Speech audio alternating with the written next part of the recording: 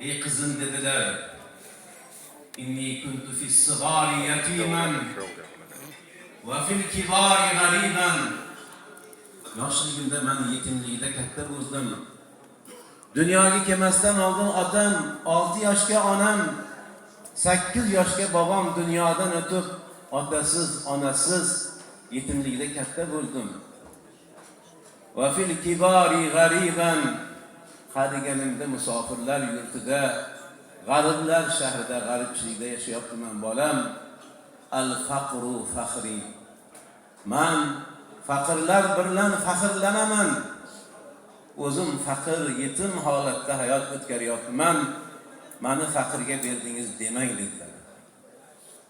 Bilasizmi, men sizga kimga berganman dedilar. Jannat bashorat qilingan, Alloh bu jannati degan Aliga berganman dedilar. Al-ilmu madinatun va babuha aliyun. Ilm bir shahar bo'lsa, uning darvozasi Ali degan nom sohibiga berganman. Seni bo'lmagan odamga bermaganman. Qizim, eringni rozi qil dedi. Bu ibrat bo'lish kerak hammamiz uchun. Chiqib Alini istab turuvdilar. Ali Rasulullohning qizlarini xafa qilib qo'yganligidan ko'kragini qumga berib yotgan edi. Payg'ambar alayhisalom borganlarini bilmay qoldi-yu, sakrab yugurib o'rnidan turib, "Ya Rasululloh, uzrman, sizni bilmay qoldim" dedi. Boshi tuproqqa tekkan ekan, Rasululloh alayhisalom "Ya Abu Turab" dedilar. Birinchi sifat aytdilar. "Ey turpoqning otasi" dedilar. "Qizim Fotimadan rozi bo'ling" dedilar. "Men qizim Fotimani yaxshi ko'raman. Uni xursand qilgandan xursand bo'laman. Uni xafa qilgandan xafa bo'laman. Qizim meni Fotima jigarim" dedilar. "Undan rozi bo'ling. Men sizga yomon narsani bermaganman. Sayyidin niso ayollarining sayyidasini sizga berganman. Jannat bashorat qilgan zotni berganman. Undan rozi bo'ling. Uni xursand qilsangiz, men sizdan xursand bo'laman" deb ketdilar. Ertasi kuni tong namozidan keyin Payg'ambar alayhisalom qizlari Fotimaniga kirdilar. Fotima onamiz yig'lab turibdilar. "Qizim, nega yig'layapsiz?" dedilar. "Otajon, xursand bo'lganimdan yig'layapman" dedilar. "Kecha xafa bo'lganimdan yig'layapman dedingiz. Bugun xursand bo'lganimdan yig'layapman dedingiz. Nima gap?" dedilar. "Otajon, eringni rozi qilgin, Xudo rozi bo'ladi" dedingiz.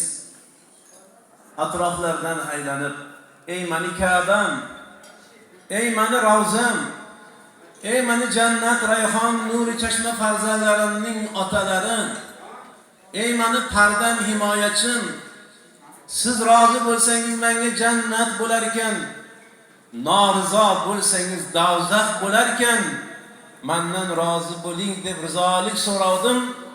Kuyovingiz ey Fotima, nuri chashmai Rasululloh, Hasanul Husaynlarning volidalari, "Men sizdan roziman" dedilar. Erimni rozi bo'lganligi uchun xursand bo'lganimdan yig'layapman, ey otajon dedilar. "Ey qizim, yaxshiyam eringizni rozi qilsiz. Erni norizo qilib dunyodan o'tganingizda qiyomat kuni hammani men shafoat etsam, sizni shafoat qila olmagan bo'lardim. Bolam, rahmat sizga" degan ekan. Bundan ko'rinadiki, oila muqaddas. Er ayolning haqqini rioyasini qilib, ayol erning haqqini rioyasini qilib, ota-onalar kerak bo'lsa maktab, ibrat bo'lib farzandlarimizga rahnamo qilsak, bu mulkning ulug'i, maxluqotning gultojisi bo'lgan inson zoti dunyoda baxtli, saodatli yashaydi va farzandlarimiz ham kelajakda eng kamolotli bo'ladi. Shunday ekan, bu xonadonni hammamiz bilamiz. Mulla Karvon bobom ajoyib inson edi. Men masjidga chiqsam, qaytsam, yo'l ustiga o'tirarlarda, doimo o'tganimda kunida kunsalar kunida bir nimani so'rardilar. Hatto umrlarining oxirida eng ulug' kitoblarini Sahih al-Buxoriyni hadis arabchasini menga sovg'a qildilar. O'tayotganlarda ham Abdusalom akamiz bilan xatmi Yosin o'tirsak, Yosinni o'qar ekanman, la ilaha illalloh Muhammadur Rasululloh deb jon berganlarga men shohidman. Sharofiddin akamizni Xudo rahmat qilsin. Abdug'affor aka, Abdusalom aka, Abdurahmon aka mana shu dargohga elimizni, xalqimizni xizmatiga turgan ardoqlik farzandlar.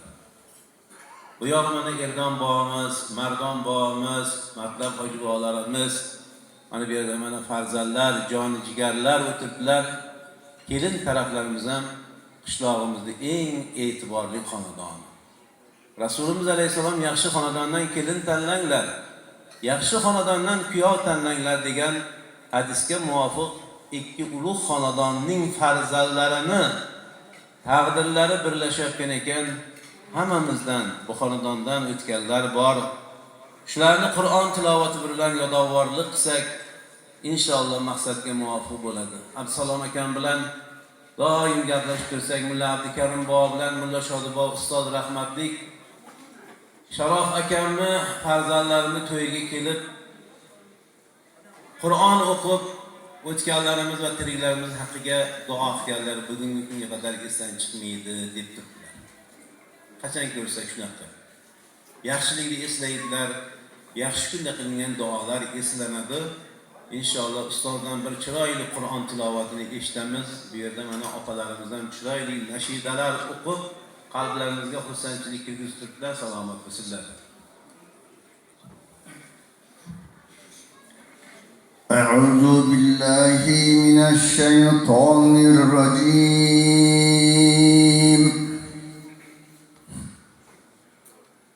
بسم الله الرحمن الرحيم.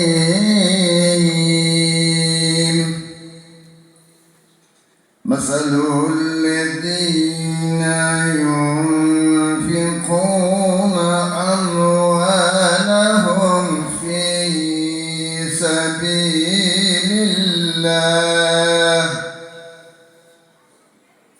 كمثل حبة أنبتت 7 سنابل في كل سنبلة 100 حبة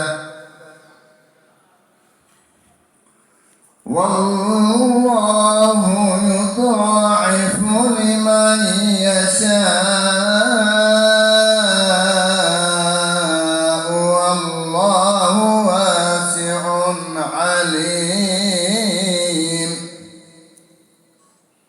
الذين ينفقون أموالهم في سبيل الله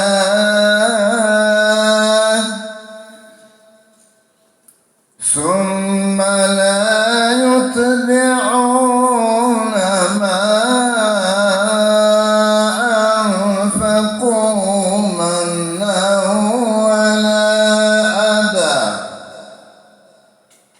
لهم أجرهم عند ربهم ولا خوف عليهم ولا هم يحزنون.